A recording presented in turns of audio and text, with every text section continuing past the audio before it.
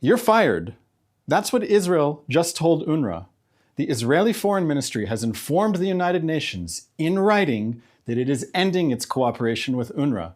Israel has every right to do this. In 1967, after the Six-Day War, Israel and UNRWA exchanged letters. Israel said it would cooperate with UNRWA, and it did cooperate with UNRWA for nearly 60 years. But Israel clearly said in its letter that it is a provisional agreement which will remain in force until replaced or canceled. It has now been canceled. Despite the UN in UNRWA's name, UNRWA is a Palestinian organization. It has been infiltrated and compromised by Hamas. The United Nations refused to do anything about it. That's why the Israeli parliament voted to sever Israel's ties with UNRWA. What happens now? The UNRWA ban takes effect in 3 months. Israel is eager to work with other international aid agencies, including UN agencies that aren't compromised by Hamas. UNRWA needs to move out, and real aid organizations need to move in. Do you agree? Let me know in the comments. I do read them. Right now, tons of Hamas terrorists are making a final stand in northern Gaza. Israel is in the middle of a major military operation in northern Gaza to fight these Hamas terrorists. Israel will not allow Hamas terrorists to regroup and rearm so that they can carry out more massacres. The IDF has killed around 900 Hamas terrorists during its operation in the northern Gaza city of Jabalia. The IDF has also detained around 300 Hamas terrorists in Jabalia. These are guys who took part in the October 7th massacre. Whether they invaded Israel, or played a logistical or communications role behind the front lines, or they fired rockets, or they attacked Israeli soldiers in Gaza, or they were so impressed by the October 7th massacre that they decided to join Hamas. They're bad guys. These are terrorists who need to be removed from the battlefield one way or another. It's not easy. Israeli soldiers in Gaza are risking their lives in this battle, and there have been many Israeli casualties. Hamas terrorists continue to fight in northern Gaza from densely populated residential areas. Hamas terrorists continue to fight from hospitals. Hamas is using hospitals as military bases. Hamas terrorists who want to hide from Israeli forces, they run into hospitals. The reason they run into hospitals is because they know that the IDF does not want to enter hospitals. Last week, Hamas terrorists barricaded themselves inside the Kamal Adwan hospital in Jabalia. The IDF entered the hospital and apprehended about 100 Hamas terrorists, including some who attempted to blend in with civilians who were trying to safely evacuate. Hamas puts everyone in danger. Here's a story from yesterday. Yesterday, the IDF helped coordinate the evacuation of patients and staff from the Kamal Adwan and Al-Auda hospitals in a convoy to other hospitals in northern Gaza. The convoy also provided humanitarian aid to these hospitals, including food, water, fuel, and medical equipment to maintain their essential operations. Israel wants the hospitals to be able to treat patients. As the aid convoy passed by the Kamal Adwan hospital, terrorists detonated a bomb only a few hundred meters away from the hospital. As a result of the explosion, the convoy was hit by shrapnel. Nobody in the convoy was injured, but 6 children in the hospital were injured by the blast. The roof and the courtyard of the hospital were damaged. Hospitals are supposed to be protected sites. Hamas abuses these protections and turns hospitals into terror bases. Throughout the war, Hamas terrorists have used hospitals as military bases. They held hostages in hospitals. They met to plan attacks in hospitals. They stored weapons in hospitals. It's crazy. Does anyone think that terrorists should be able to hide in hospitals? Terrorists don't get immunity just because they go inside hospitals. The organizations that should be saying something about Hamas's war crimes, the World Health Organization, Doctors Without Borders, the Red Cross, are silent. Why? Journalists should know better. The Associated Press just published an investigation claiming that Israel is attacking Gaza's hospitals. The AP said the October 7th war has seen hospitals targeted with an intensity and overtness rarely seen in modern warfare, and that Israel has stood out by carrying out an open campaign on hospitals. This is reporting that is completely detached from reality. The evidence that Hamas uses hospitals for military purposes is extensive and cannot be denied. Let's never forget the big picture. Hamas is a savage and barbaric terrorist army that committed some of the greatest crimes in humanity, some of the greatest crimes against humanity in the history of humanity. Hamas continues to hold 101 Israeli hostages in its underground terror dungeons. Hamas has no red lines, and that includes using hospitals in its war to destroy Israel. Israel is going to keep fighting Hamas until Hamas's military and government capabilities are destroyed and until every hostage is home. If you forget this big picture, then nothing else is going to make sense. Let's take some questions now from our audience watching live across social media.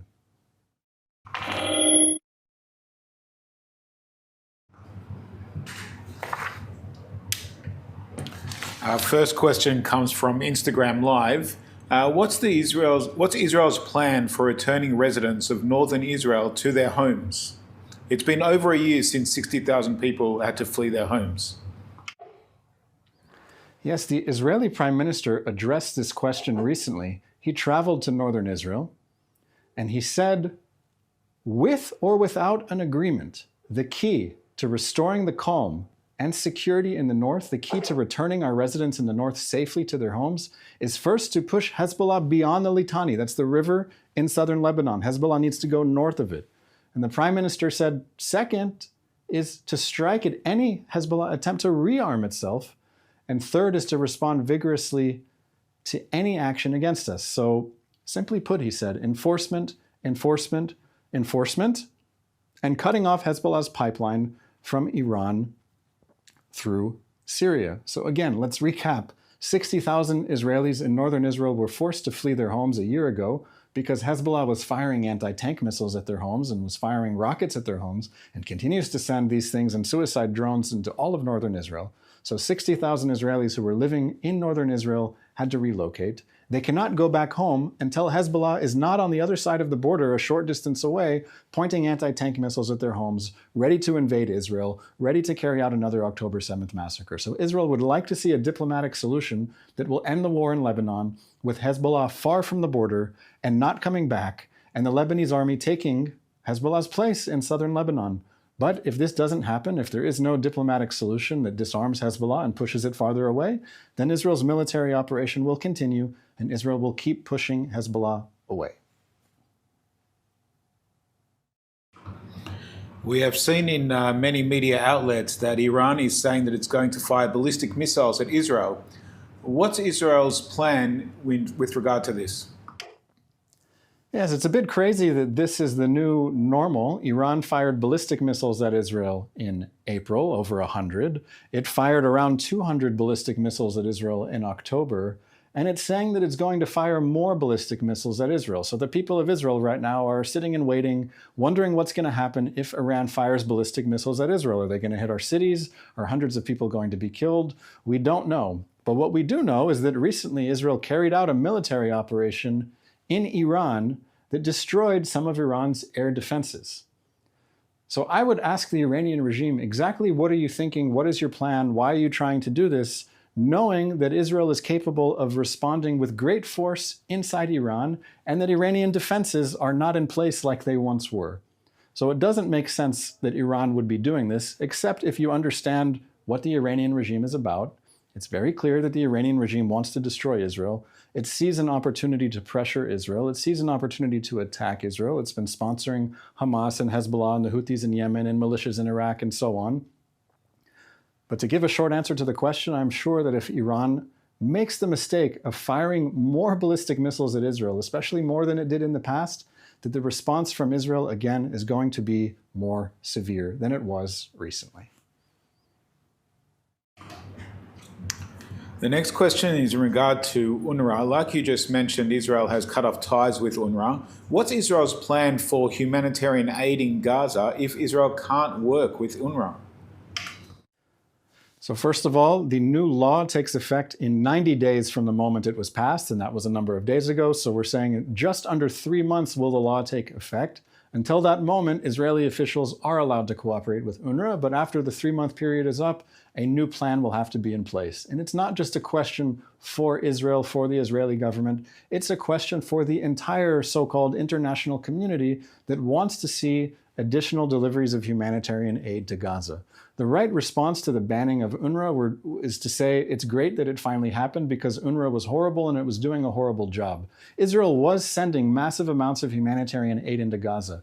UNRWA was supposed to pick up the aid and deliver it. But massive amounts of Israeli aid would sit on the other side of the Israeli border crossing because UNRWA didn't have the capability or the ability to go and pick it up and deliver it. So what needs to happen, and it's obvious to anyone with half a brain, is that there are other international aid organizations that function all over the world in conflict zones, dealing with people in need during wartime. This includes the UN High Commission on Refugees, UNHCR. It includes USAID. There are many organizations that can organize the massive transfer of humanitarian aid from points in Israel to points in Gaza. I think a 3-month time period is enough for these other organizations and other governments to get the message that they need to come up with a plan, work with Israel to make it happen, and a better future will be possible for everyone. And this is a last question that's come from various platforms. What resources do you use when you're preparing the daily briefing?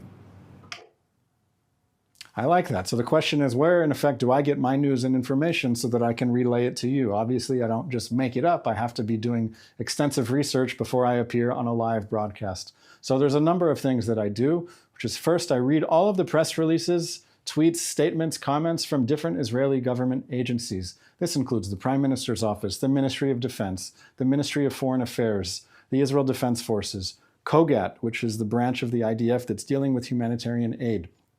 So first I'm reading all of the statements that they put out and trying to find out, is there something that didn't get enough attention? Is there something that I should be talking about in the daily briefing? So that's step number one, is to read the official press releases of different Israeli government agencies and departments and individuals associated with them, whether it's the minister or a mid-level official or an ambassador or something like that. I am also reading Israeli newspapers. I'm skimming both in English and in Hebrew to make sure there's something I didn't miss. And I'm also reading the commentary from various journalists and other people on social media.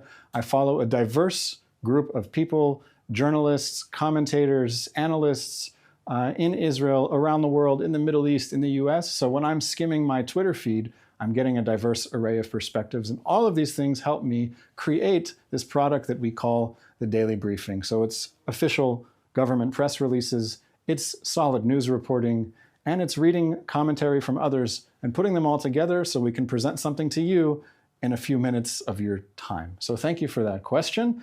And thank you for listening to the live daily briefing of the Israeli Citizen Spokesperson's Office. We are live every weekday, Sunday to Thursday in Israel at 3 p.m. Israel time, 8 a.m. on the East Coast. It's been a pleasure speaking to you. I'm Daniel Rubenstein, and I wish you a lovely day.